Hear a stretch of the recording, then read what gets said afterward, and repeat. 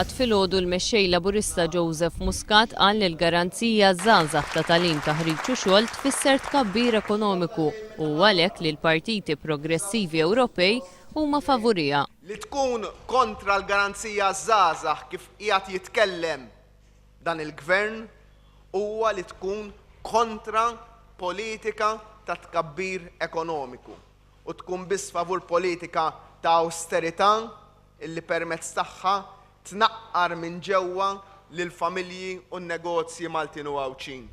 Illum Gonzi PN huwa l-uniku partit fl-Ewropa li huwa kontra l-garanzija żgħażagħ. Il-Partit Laburista jrid li meta l-Ewropa tgħid li din hija d-direzzjoni li rridu nimxu fiha ma semmix biss lill-Awstrija u lill-Finlandja bħal eżempji, iżda semmi wkoll lil pajjiżna. Qal li fl-edukazzjoni ma joddux biss l-iskel ġodda li jinbnew iżda r-riżultati li jinkisbu u l-istudenti li jibqgħu jistudjaw. Għax l-ikbar rigal li nistgħu nagħtu lill-uliedna huwa l-edukazzjoni li ngħidulhom komplu l-edukazzjoni, komplu studjaw, komplu tħarġu. Il-Partit Laburista jilqa' realizzazzjoni fl-Ewropa li l-mentalità tal-konservattivi li taħleb liż-żgħir u lill-klassi tan-nofs trid tispiċċa. Irridu nkattru l-ġid inwessaw ix-xogħol u nkabbru l-ekonomija. Jekk ningħataw il-fiduċja mill-poplu Malti u Għawċi mhux ħanħallulu dejn u problemi imma ġid u aspirazzjoni.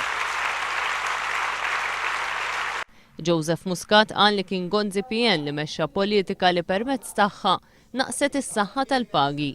Il-mexxej Laburista tkellem ukoll dwar is-self-employed, l-intrapriżi żgħar u medji u s-settur privat. Dan il-moviment ngħid jien sar id-dar naturali tal-business Malti u Għawċi. Mentalità li ħanimxu bija man-negozjant hija li nħalluk taħdem.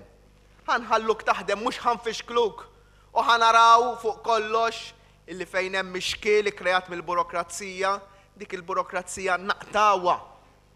Għax il-burokrazija ma tfissirx accountability.